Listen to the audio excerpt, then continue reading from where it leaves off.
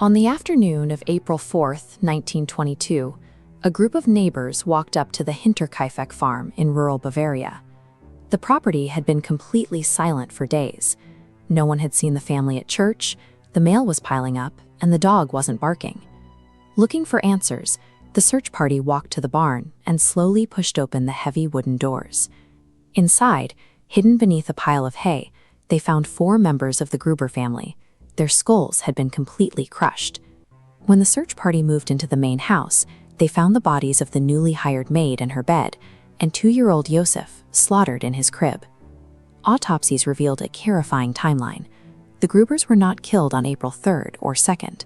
The entire family was murdered 4 days earlier, on Friday, March 31st. During that 4-day gap, neighbors saw smoke from the chimney. Someone cooked meals, fed the livestock, and milked the cows. Whoever slaughtered the 6 people at Hinterkaifeck stayed on the property, calmly settling into the victim's home and living among the dead. Hinterkaifeck was a site of profound isolation, cut off from Gruber by dense Bavarian forest. The Gruber family was notoriously withdrawn, possessing an intensity that made the local villagers uneasy. That alienation was fueled by the family's dark secret. The patriarch, Andreas Gruber, was an abusive, controlling man involved in an ongoing incestuous relationship with his widowed daughter, Victoria. The village was well aware of the scandal, which had already led to criminal convictions for both father and daughter years earlier. The safety of that isolation broke a few weeks before the murders. After a late winter snowfall, Andreas walked out to the edge of the woods and found a set of fresh footprints. The tracks led directly out of the tree line and approached the farm's engine house. But when Andreas scanned the frozen ground, he realized there were no tracks leading away.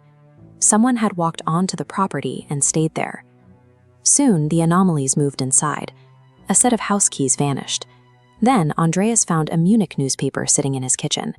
Neither he nor anyone in the region subscribed to it, and the postman confirmed he had never delivered such a paper to the property.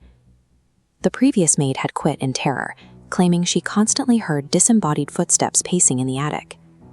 Because of her abrupt exit, the family hired a replacement, Maria, who arrived to start her very first shift on the afternoon of March 31st. The killer spent days, perhaps weeks, methodically hunting the family from within their own walls. The killer didn't rush the house. They waited in the total darkness of the barn, forcing the family to come to them.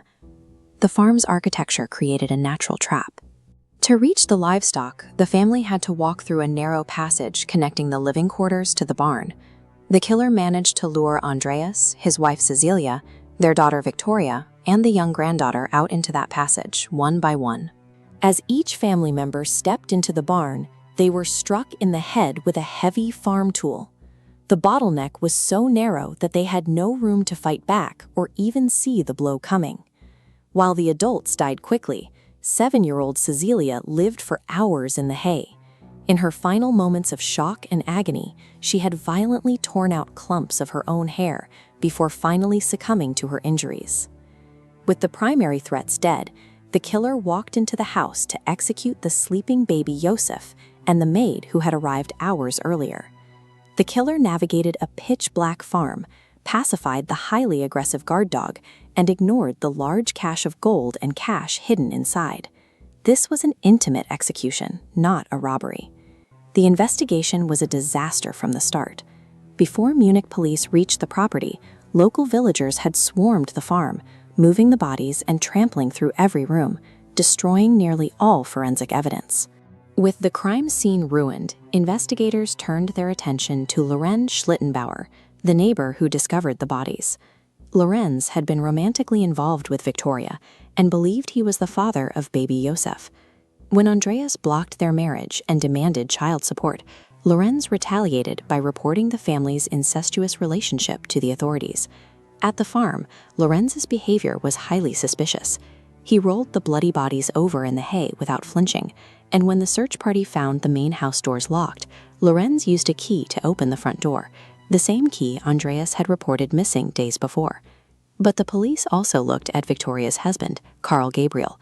Carl had been reported killed by artillery fire in France in 1914. Because Carl's body was never recovered, rumors persisted that he had survived the war as a Russian prisoner of war and returned to Bavaria. Finding his wife pregnant with her own father's child would have provided a powerful motive for revenge.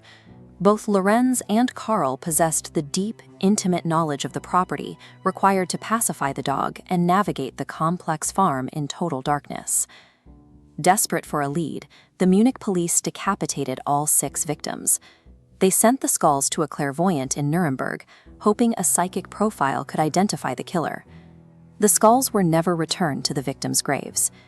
During the massive Allied bombing campaigns of the Second World War, the Nuremberg facility was hit, permanently destroying the physical remains.